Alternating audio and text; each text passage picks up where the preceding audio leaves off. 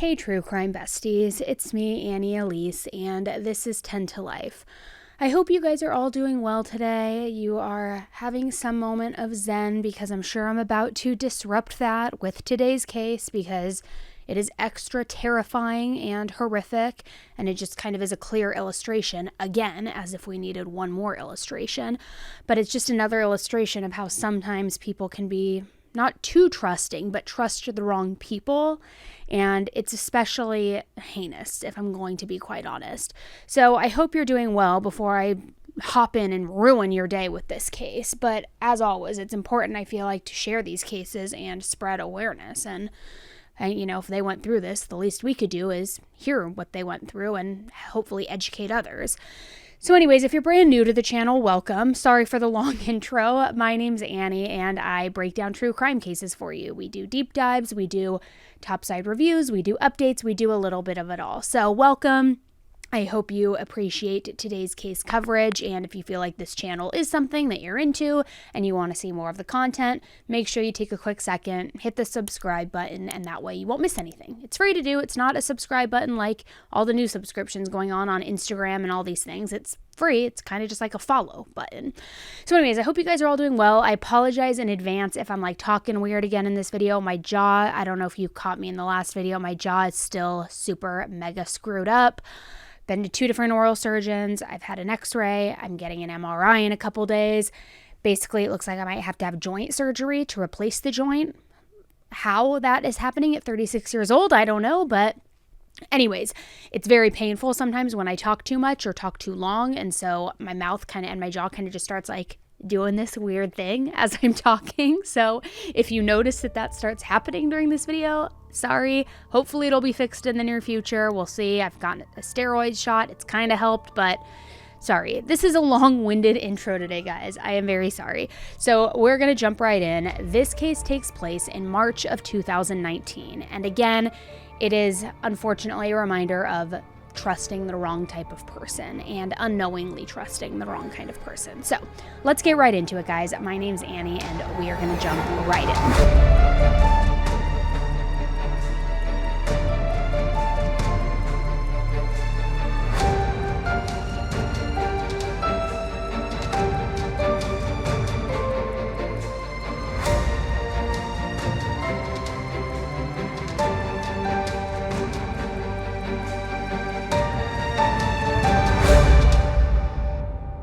21-year-old Samantha "Sammy" Josephson was born on August 13th, 1997 in Princeton, New Jersey. Sammy was born just 20 months after her older sister Sydney, and they grew up in Robbinsville, New Jersey with her parents Seymour and Marcy Josephson. Robbinsville is a very quiet and tight-knit community, and Samantha absolutely loved her community, and she was so grateful that she had the opportunity to grow up there. Growing up, Samantha was a very bubbly, social, and cheerful kid, and although she was often described as a little bit clumsy, she grew up playing soccer and also basketball just so that she could socialize and make new friends. You know the saying, sometimes they say, join sports to make friends. Those are the closest friends you'll ever have, and that's what Sammy did. Now, I don't know about you, but if you have ever played sports growing up, there usually is always 1 or 2 kids on the team who were like social butterflies, who were there just to have fun. And that was also Sammy. She was always the type of person that made everybody around her happier. She had this infectious laugh, and she was just kind of a joy, as cliche as that sounds. She was a joy to be around. And her laugh was so infectious that when she did laugh, most people around her couldn't help but laugh as well, laugh at her laugh. She was truly just a joyous person, and her goofy yet lovable personality created many memorable moments that her friends and family refer to as Sammyisms. She never held back about who she was, what she was thinking, what she was feeling, and her father Seymour had said that she was the most honest person he has ever come across. Sammy was truly just an all-American girl. She had this beautiful, long brown hair, big brown eyes, many friends, and she was also insanely smart. She attended Robbinsville High School, and early on in high school, she got a head start on touring colleges with her families. And while touring colleges, she fell completely in love with the University of South Carolina in Columbia, and it quickly became her absolute dream school. USC ended up being the only school that Sammy applied to, and it was no surprise that she was accepted. So she began her college journey in August of 2015.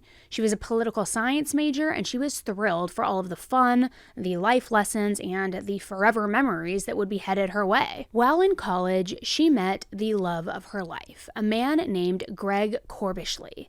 The two of them hit it off, and they began dating in the spring of 2017. Greg felt like he had never met somebody who, in his words, was just so unapologetically true to themselves, just like Sammy was, and he felt truly lucky to know her and to love her. The two of them talked constantly and did almost everything together.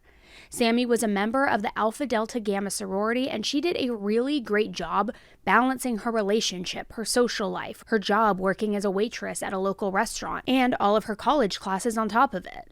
One of her professors, Daniela James, said that she didn't ever shy away from a challenge. Not ever. In fact, she was continually trying to be better than the day before, and if she made a mistake, she laughed it off and just tried harder the next time, all while never giving up. Sammy was set to graduate in May of 2019, and after graduation, she was planning to take a trip to Israel, just like her sister did the previous winter, and she was so excited to go. She loved to travel and had already had the opportunity to study abroad while at USC, which only expanded her love for travel.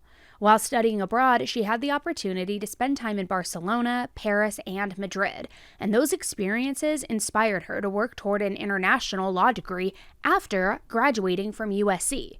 She had received a full scholarship to the Drexel University School of Law, and she planned to attend the following fall. Greg planned on finding a job near her so he could support her throughout her law school journey and so that they would be close. She wanted to become a lawyer, she wanted to travel often, and she and Greg also knew that they wanted to get married and move back to her hometown of Robbinsville, New Jersey. Like I said, Sammy loved that tight-knit community of Robbinsville, and it really was important to her, and she wanted to just spend her life there with Greg, just be happy. But before all of those future plans, she was going to finish out her college years strong.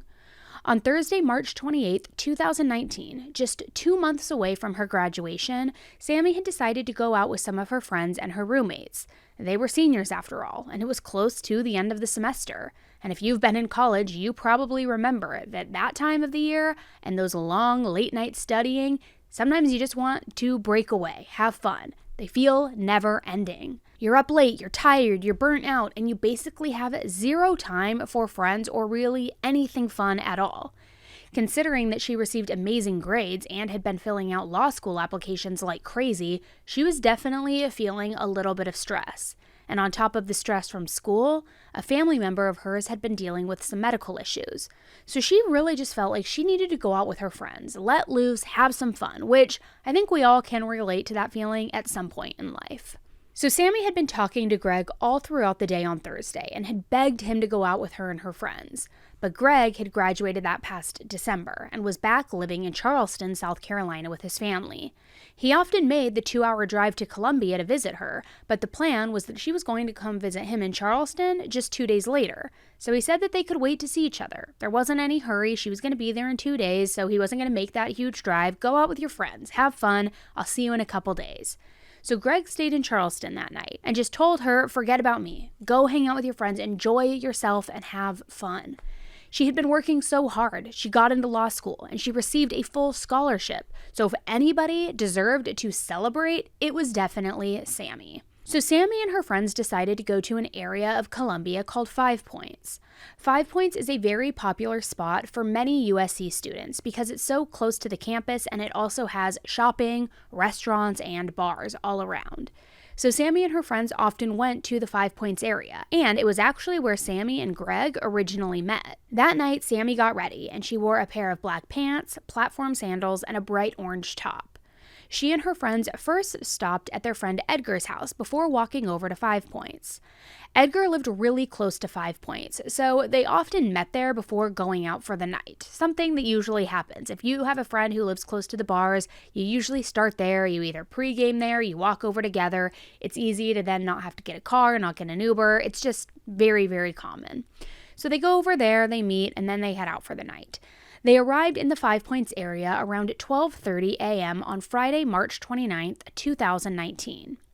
At 12:40 a.m., Sammy and her friends arrived at a bar that they often frequented called Bird Dog. And at Bird Dog, it was a super average night. They were drinking, talking, listening to music, and just overall having a fun, normal night.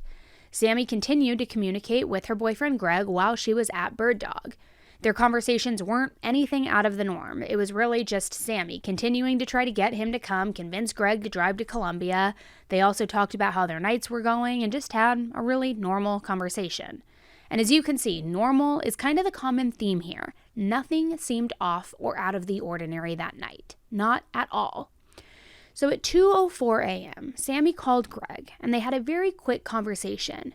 She told him that she was getting in an Uber and she was going to head back home, which it wasn't uncommon for her, as well as tons of other students to use Uber to get home after a night out. It's the safe way to go. It's better than drinking and driving, and the apartment complex that she and her friends lived in, called The Hub, was way too far to walk to at night, so they often relied on Uber for transportation.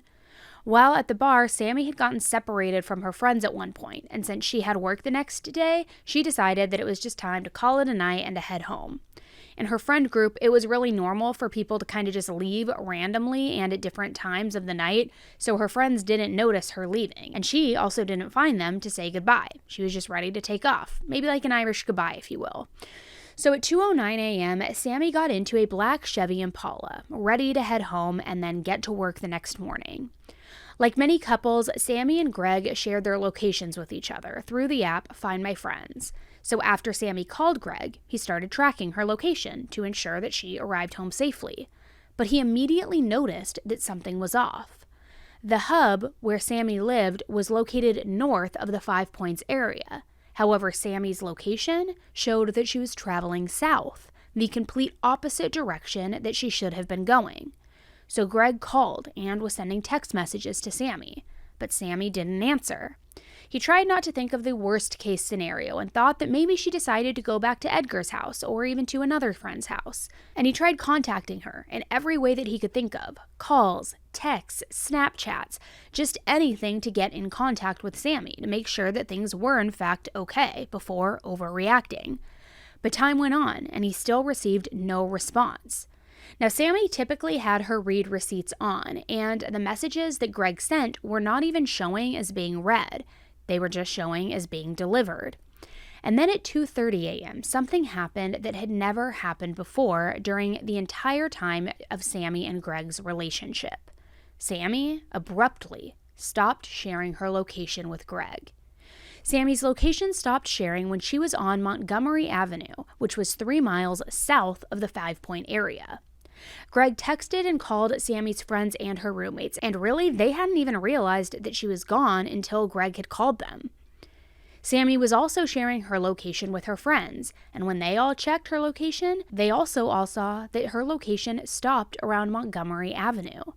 So they decided to drive toward that area to try and find her, but they couldn't find her, and they also didn't see anything suspicious. There was an older abandoned house on the street and a sorority house right next to it. There were a few cars, but nothing else, no Sammy. So they all came to the conclusion that she probably just left her phone in an Uber, the phone died, and that she was at home safe and sleeping. So Greg fell asleep shortly after this, thinking that Sammy was at home and just left her phone in that Uber. It died, that's why the location stopped. Her roommates then went home, and when they all got home, one roommate noticed that Sammy's bedroom door was open, and that she actually was not home. But it was late now, almost 5 in the morning. They had all been drinking heavily, and they also probably weren't in the right state of mind. I mean, they were all in college after all. We've all been there. So they all went to their rooms, not thinking anything of it, and went to sleep. Sammy's roommates woke up a few hours later around 10:30 a.m. Friday morning, and they noticed that her door was still open and that her work shoes were out. Now, this was kind of weird because they knew that she had a waitressing shift that morning at the restaurant that she worked at called the Liberty Tap Room. So her roommates called the restaurant, and they said that they hadn't seen Sammy, but they all knew that she would never miss work without calling first. So this was a major red flag that something was not right. The roommates decided to go out and continue looking for her. They looked at all of the places that they were the previous night, and they went back to Montgomery Avenue to look for any sign of her.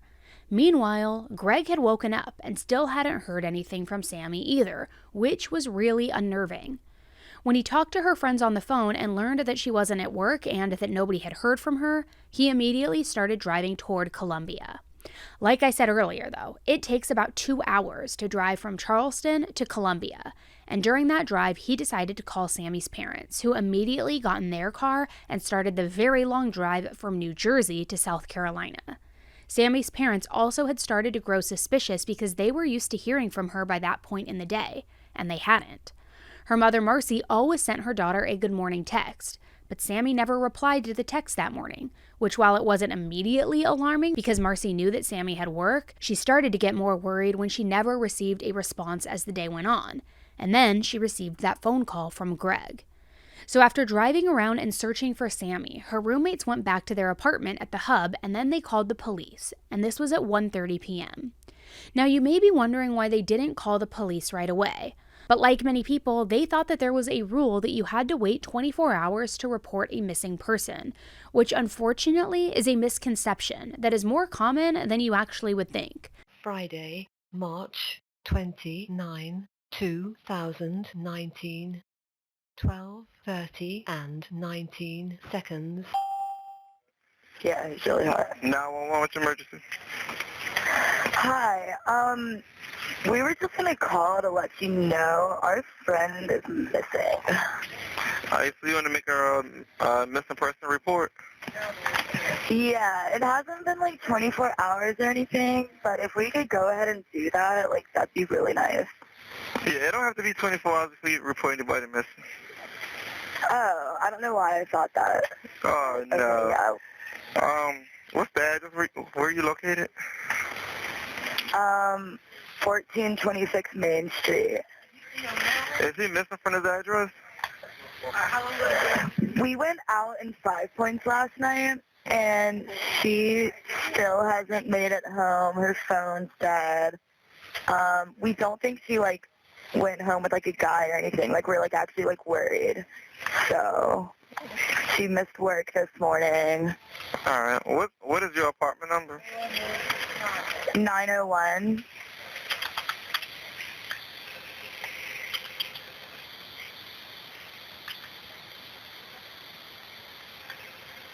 All right. And what is her name? Samantha Josephson. She goes by Sammy. Samantha, what's her last name? Josephson. Josephson. And how old is she? 21. She white, black, Hispanic? She's white with really dark hair. She's Jewish. You know her date of birth? August, someday in August. August 13th. And what's the year? I guess 1997 would make her, 1997. Okay, now, but how tall you think she is? Probably like 5'6", maybe close to 5'7". How much she weigh? Probably like 145, 150. And you remember what she was wearing? She was wearing a bright orange shirt with black pants. So we got a bright orange shirt and black pants. Yes. And how was her hair? It was straight. It was down at the time. It's about shoulder length, maybe a little longer. So her hair, like, is it to her neck, shoulder length? Wait, like the length? Yeah, you think it's her shoulder or is it past her shoulder? A little past her shoulders, yeah. What color is her hair? Really dark, close to black.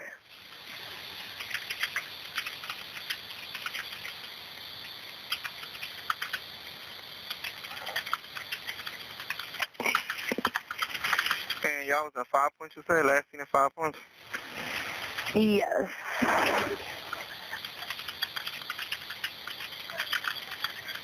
Okay, and what is your name? All right, we got it. So we're going to send the officer out there so y'all can make that report, okay? Okay, thank you so much for the help. You're welcome, no problem. All right, bye. Bye-bye. So the police arrived at the hub shortly after the call, and they began questioning the roommates as they spoke about the timeline of their night and gave all the details of where they had gone. They told them about the Uber and Sammy's last known location as well. So while police were there, Greg arrived at the hub, and he also spoke with them about his communication with Sammy the previous evening and into the early morning hours. After the police left, Sammy's roommates were able to get into her computer, and they started searching through her emails. That is when they noticed that the Uber had sent her a ride cancellation receipt the previous evening. This receipt was exactly around the time that Sammy called Greg and told him that she was getting an Uber, and this Uber driver had a charcoal gray 2011 Dodge Charger. So as the concern increased, Greg and Sammy's friends went out and continued to search for her. They went back to Montgomery Avenue, and there was still no sign of Sammy. They looked in the grass for her phone and really just for any sign that would indicate that she ever was on Montgomery Avenue that night. But instead, they found nothing. They drove to 5 Points, and they went to a bar called Breakers. They hadn't gone to Breakers the previous night, but the bar sat on the corner of the street, and it had a lot of cameras, and had a really good view of the main area of 5 Points. So they were hoping that the cameras would have provided information on where Sammy went that night. But they got nothing. So then they walked to Bird Dog, and they asked to see the security footage from the previous evening. In the footage, the street just outside of Bird Dog could be seen. There were a lot of people outside walking and chatting on the sidewalk in this footage. But in the corner of the camera view, there was Sammy in her bright orange top, getting into a black Chevy Impala around 2:09 a.m. Now, clearly, that was a very different car than the Dodge Charger that she was supposed to be getting in that ultimately sent that cancellation request. Her friends had never seen this car before, but they were determined to find it, and they started scouring the area for black Chevy Impalas. And then they went back to Montgomery Avenue, and they started knocking on doors, asking if anybody in the area had seen Sammy. Really kind of conducting their own investigation, while the police were, of course, conducting theirs. They bounced back and forth between these areas all day, frantically searching for their friend Sammy. Now, as I said, meanwhile, the police had began their own search for Sammy. But they were really having a hard time finding any sort of leads because Sammy's phone was completely turned off at that point, and the police had no way of tracking her. The police went back to the 5 Points area and asked to see more security footage from different businesses in the area. They just wanted to catch something that would give them a better idea of where Sammy went that night or who was actually driving the vehicle that she got into. The additional security camera footage that they obtained showed Sammy waiting outside and talking to Greg on the phone, then waiting by the curb and stepping into a silver car that she thought was her Uber before that car ended up driving away. She hung up the phone and then went back to that curb to wait. The footage also showed a black Chevy Impala lurking around in the area, driving up and down the parking lot before doing a U-turn and heading straight for Sammy as she stepped near the curb to wait for her Uber. The driver of the Impala pulled into the handicap spot next to Sammy, and she quickly opened the back door. She got in the car, and the car drove off, going the opposite direction of her apartment. And then finally, it was picked up on camera one last time around 1.5 miles away. So the police put out a BOLO, which stands for Be on the Lookout. They put this BOLO out for any Chevy Impala. This let law enforcement in the area know that they were to pull over any cars that matched this vehicle's description. So 14 hours after Sammy had gone missing, the police received a call that a shocking discovery had been made an 1.5 hours east of Columbia. A man named Ander Lee was out turkey hunting with his friend Edward near Turbyville, South Carolina. Ander was a young man in his 20s and a local to Turbyville. He was very familiar with the area and went hunting there often. So that morning, Ander and his friend Edward began their hunt in Turbyville, but they didn't have any luck. So in the afternoon, they moved a little further south to an area called New Zion, which is about 78 miles east of Columbia. As they were walking along the road, Ander noticed something in the bushes. Now, at first, he wasn't sure what it was, but the more he looked, the more he started to suspect that it was a human body that was covered in blood. So he called the police around 4:20 p.m., and they arrived in the area around 6 p.m.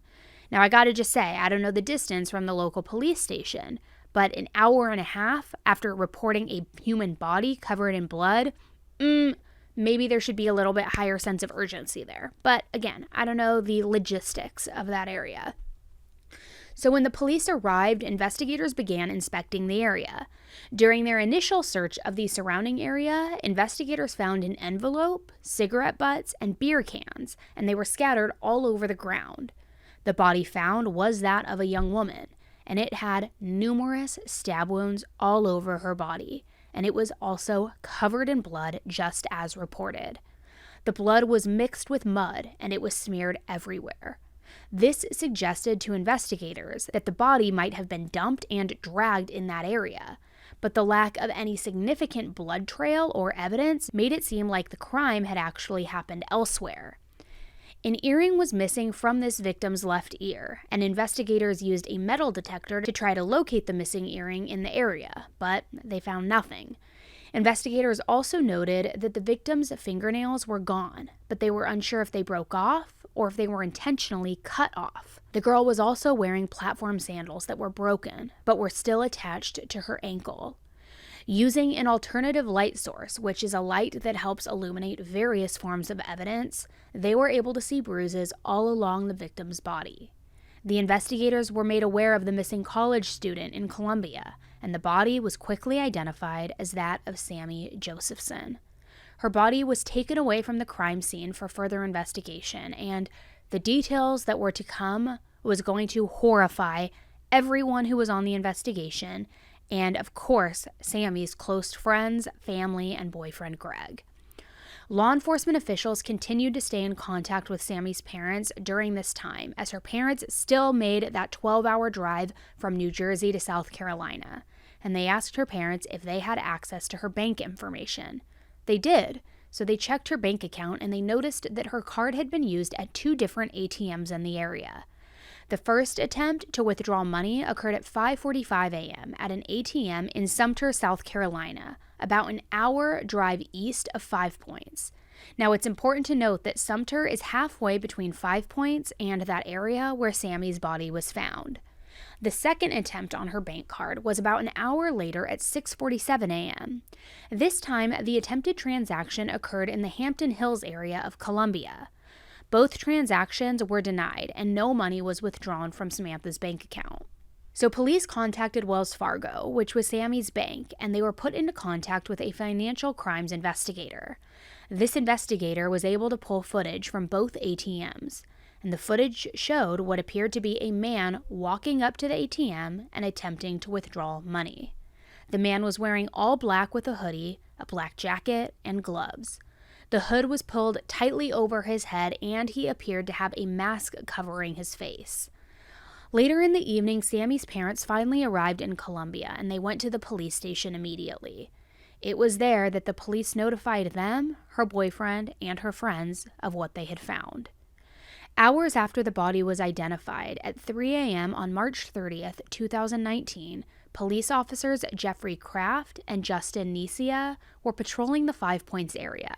They noticed a black Chevy Impala driving around the area, and due to that bolo that was issued earlier in the day, they decided to conduct a traffic stop. The driver of the Impala was a younger man, and he was wearing a light-colored sweatshirt with the hood pulled up and a bandana around his head. A female was sitting in the passenger seat. Now, the man was initially cooperative with the officers. The officers asked for identification, and when the man said he didn't have any, they asked him to get out of the car because they said that they could smell marijuana. The man said that he had smoked earlier in the day, but he agreed to step out of the car. But as soon as he stepped out, he immediately started running away from the police. Just a full-on sprint down the road. So officers started chasing after him, and the suspect was eventually caught a few blocks away. What's going on, sir? You got your license? You got your license on you? I'm also Columbia Police Department K9. No, no license on you. Why not? All right, man. Who's smoking the marijuana? I had smoked some earlier, sir, when I was at home.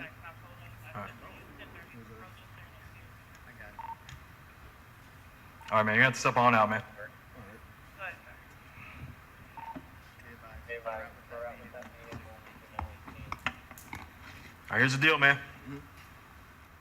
I pulled your car over because it matches the suspect. Get your hand in your pocket. What are you, crazy? Get over here. Hey, get over here. Go and run. Hey, I'm gonna release the dog. I can't. I was just gonna see if he'll stop.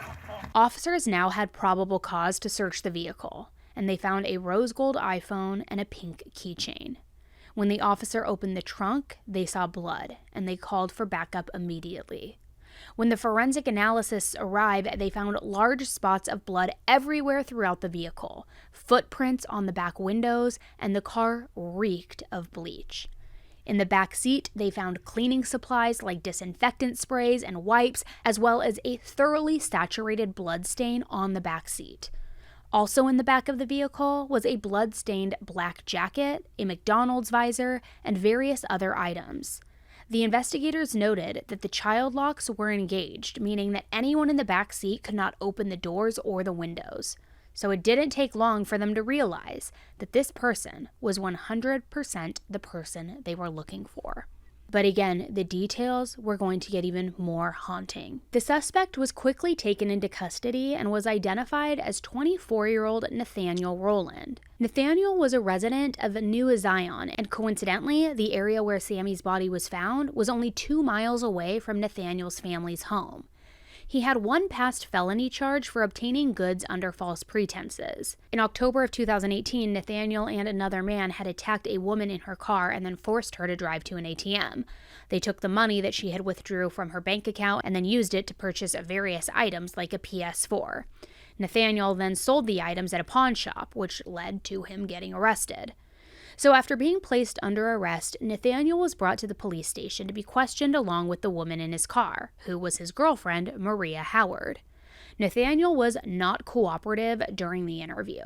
He tried to lay his head down, he tried to sleep, and didn't say much except denying his involvement in any sort of crime. A physical examination was done on Nathaniel, and Sammy's DNA was found underneath his fingernails. His cell phone records indicated he was in the 5 Points area around the same time that Sammy went missing, and then moved on to the area where her body was later found. The police also obtained surveillance camera footage from a local cell phone repair store where he was seen trying to sell that rose gold iPhone that was found in his car. In the video, he was wearing an outfit that is identical to the man in the ATM footage. The owner of the store positively identified him as the man who was trying to sell the phone. Yet despite the mounting evidence against him, he continued to stay quiet and denied his involvement. His girlfriend Maria, on the other hand, had a lot more to say. She said that on the night that Sammy was taken, Nathaniel was at her house until she fell asleep around 1:30 a.m. Maria had woken up a couple of hours later and said that he was no longer there. She tried calling him a few times, but apparently he didn't answer. She had work at 7 a.m. and he was apparently supposed to take her to work, but he still wasn't home. And when he did arrive home at 8 a.m., he was still wearing the same clothing that he was the night before. Maria asked him where her hat and her shirt was for work. He gave her her shirt, but it was wet, which was weird. When she asked where her hat was, Nathaniel claimed that her hat was in the country with blood on it. After asking him what that meant, Nathaniel told her to mind her own business before bringing her to work and stopping to get gas on the way. While waiting in the car, Maria noticed many things like bloodstains, a sheet covering the back seat, and that random rose gold phone on the floor. When Maria asked Nathaniel what was going on, again he told her, mind your business. Later that same day, Maria also witnessed Nathaniel cleaning the car and cleaning a knife. He was still wearing the same clothes as the day before, and Maria had a mounting suspicion that something wasn't right, but apparently was too scared to call the police. Now, I understand where a lot of people may think that she's at fault for that. I too, to a degree, think she should have called the police. But in that moment, if you see blood, you see him cleaning a knife, you're fearing the worst of what this human is capable of. I understand the fear of trying to break away and call the police and wanting to wait until you are safely in a place to be able to do so, fearful that this person may attack you and kill you as well. So the police obtained a warrant to search Maria's home. In the trash can behind Maria's house, many concerning items were found, like blood-stained clothing, cleaning supplies, paper towels, gloves, and a multi-purpose tool, or otherwise known as a pocket knife, that was covered in blood. The gloves had both Sammy and Nathaniel's DNA on it. The blood found on the clothing items, as well as the blood found on that knife, was a close match to Sammy's DNA. Now, this multi-purpose tool knife was unique, and it had a double-bladed knife that was consistent with the stab wounds that were found on Sammy's body. Nathaniel's DNA was found on the knife, as well as another unknown male's DNA. The unknown DNA has never been identified. Sammy's DNA was never found on Nathaniel himself, and he didn't have any cuts or scratches on his body, but the blood in the back seat and in the trunk of his car matched Sammy's, and her fingerprints were on a variety of items that were in his possession. And that footprint that was found on that back seat window, well, investigators were able to compare the ridge lines of the print to Sammy's actual foot, and it was a match. She had been trying to kick her way out of the window to escape this monster. The rose gold iPhone that was found on the floor of Nathaniel's car was also registered to Samantha. No surprise. It was synced with a MacBook that had the username Samantha's MacBook Pro 421, user Samantha Josephson. The envelope that had been found near that crime scene also had Nathaniel's fingerprints on it. So with all of this evidence, it was easy for investigators to link Nathaniel to this crime, to this horrific murder.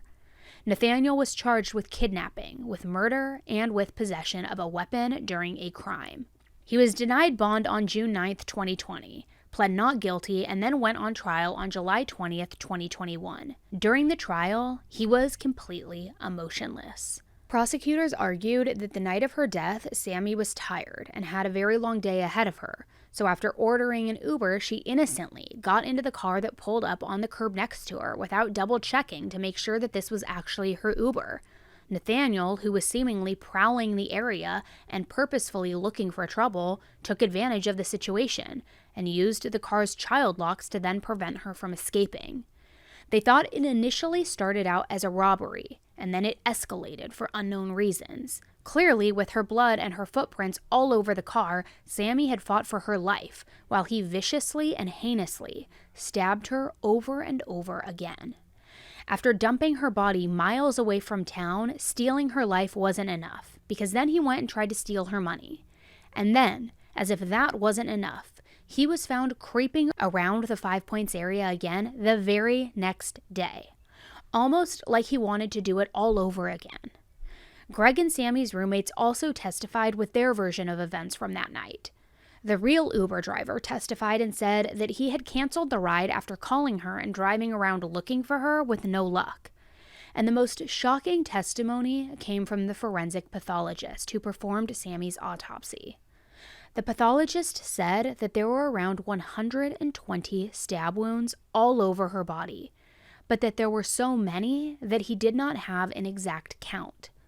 Most of the stab wounds were to her arms, chest, back, and head, although she did have them all over. But he testified that some of these stab wounds were so deep that they even penetrated her brain, and that her torn fingernails were likely defensive wounds as she was trying to protect herself from Nathaniel. It just reminds me so much, too, of the Tristan Bailey case, who was stabbed over 100 times by her classmate, and she was 13 years old at the time, and she had defensive wounds all over her body. It is horrific to think about. The pathologist also said that when they performed the autopsy, there was only a tablespoon of blood left in her body.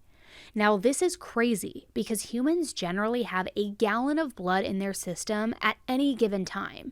But there was so little blood left in her system that they had difficulty obtaining a blood sample from her, meaning that there were so many wounds that she literally bled out, drained out.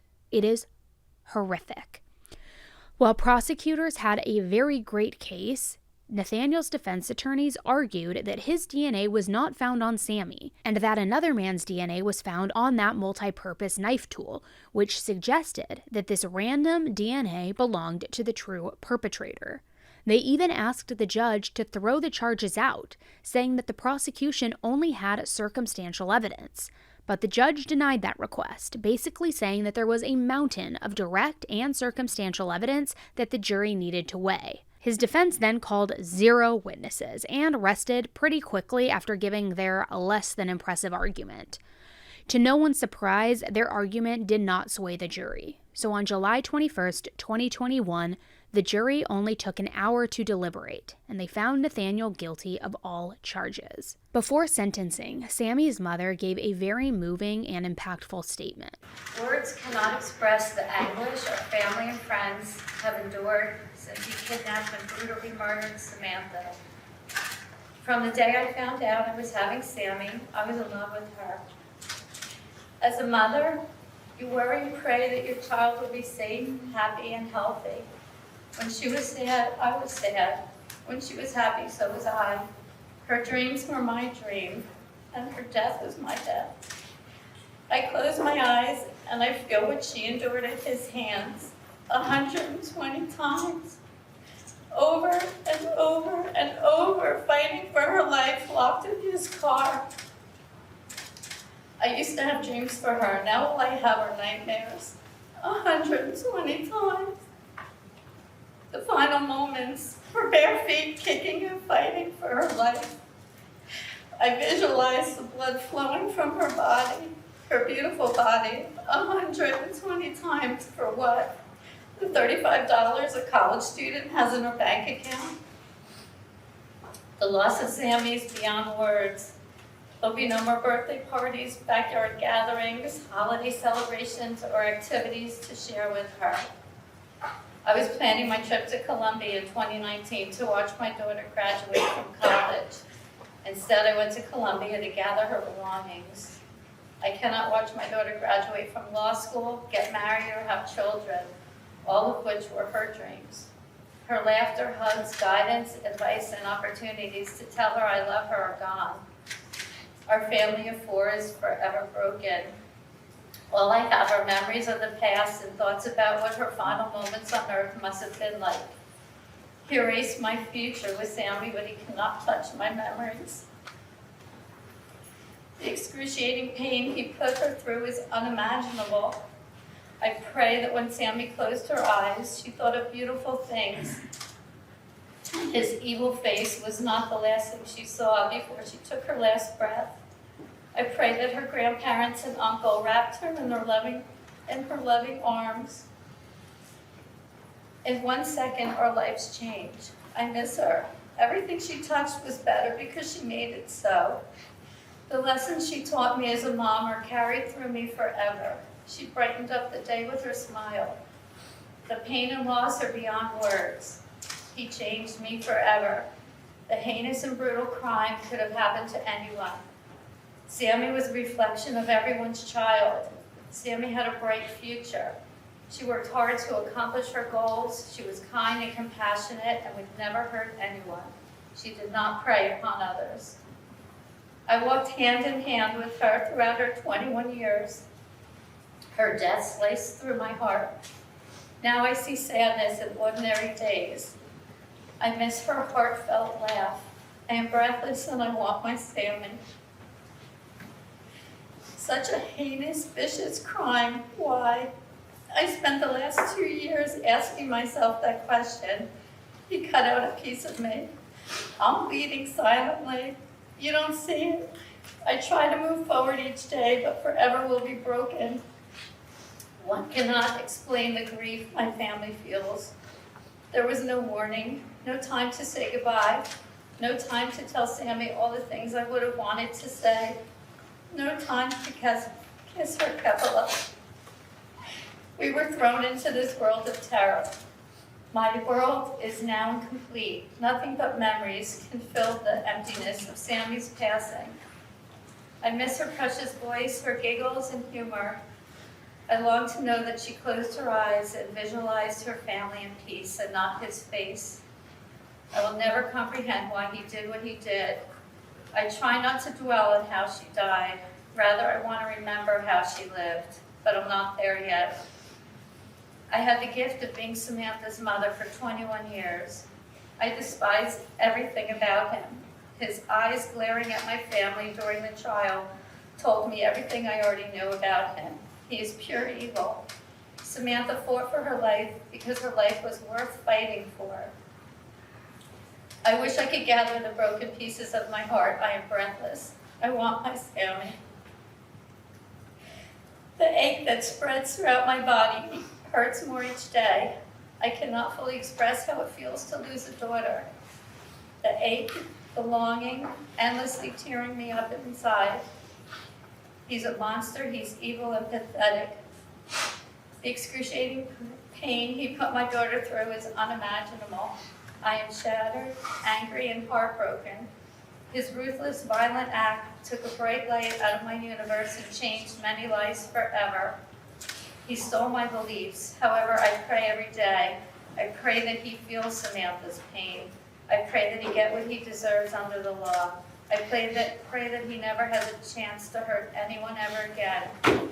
Everyone has choices. He may not like them now, but it was his choice to kidnap and murder Sammy, and he will have to face the consequence of his choices. I ask your honor to impose the strictest sentence upon him so that he may never walk the streets as a free man again for the rest of his life.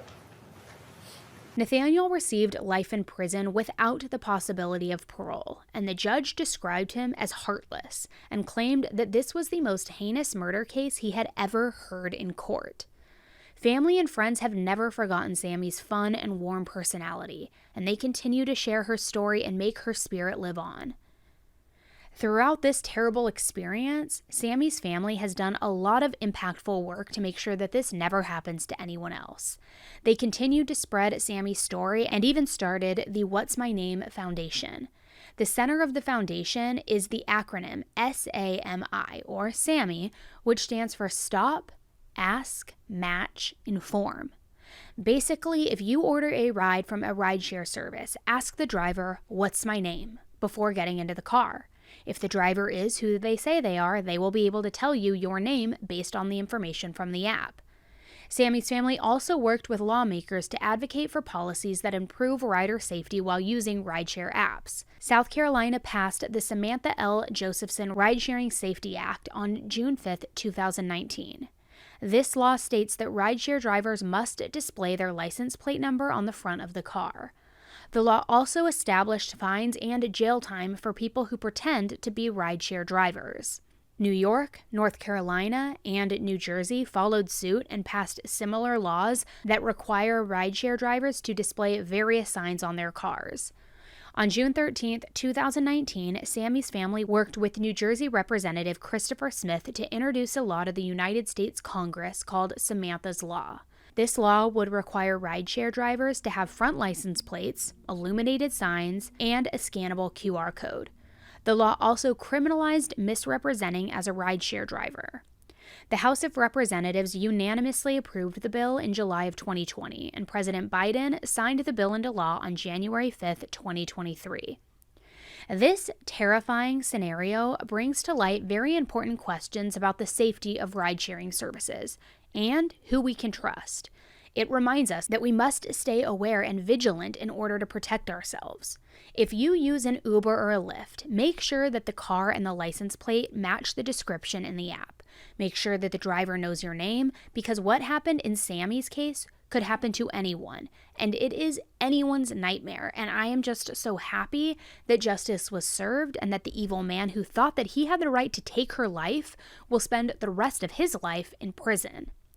Now, going to the question, too, of what more could these rideshare apps do to avoid things like this from happening, part of me wonders, while it's a habit for me anytime I order an Uber to match the license plate, as I'm sure it is many of you, I wonder if there's something that they could put into motion to where the ride cannot technically begin until the Uber driver confirms on their end that this is the right person, and that the rider confirms that it is the right person. Or that maybe there's an alarm that goes off if the rider does not confirm that. Because I know that the driver has to initiate the ride. But as a passenger, I've never had to say, yes, this is my correct Uber driver, begin ride, or something to that effect. What if that were part of the software, and if there were, say, a 30-second delay, where if you don't do that at the time of, the ride being assigned or whatever it is, that an alarm goes off. Or because a lot of the times it's not people posing as Uber drivers, it's actual Uber drivers committing these crimes. So I don't know, and maybe that's a dumb suggestion, I don't know, but I feel like there should be something in place in that software that makes another checkpoint happen before the ride happens. Just another benchmark of safety.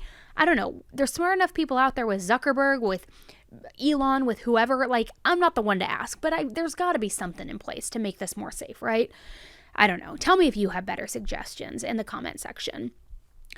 This case is awful and horrific because, again, you're drinking, you think you're doing the right thing by calling an Uber, you mistakenly get in another one because you're trusting, and then look what happens. It's awful. I really appreciate you guys hearing Samantha's story and tuning in today. Please leave your supportive comments for her family below. If you have tips of what you do with your Uber drivers to make sure that you're safe, please leave those suggestions in the comment section below. And just leave your supportive comments for Samantha, because her life was just taken far too soon, and by such a cruel, heartless, and calculated evil monster, a sociopath, I would say. Thanks so much for tuning in. If you appreciate the case coverage, please don't forget to give this video a like on the way out. If you want to hear more of these videos, subscribe, as I mentioned before in the beginning of this video. And I apologize, I can already feel my jaw getting a little wonky, so I apologize if it was kind of had a mind of its own during that video. So anyways, thanks guys so much, and until the next one, stay safe. Bye.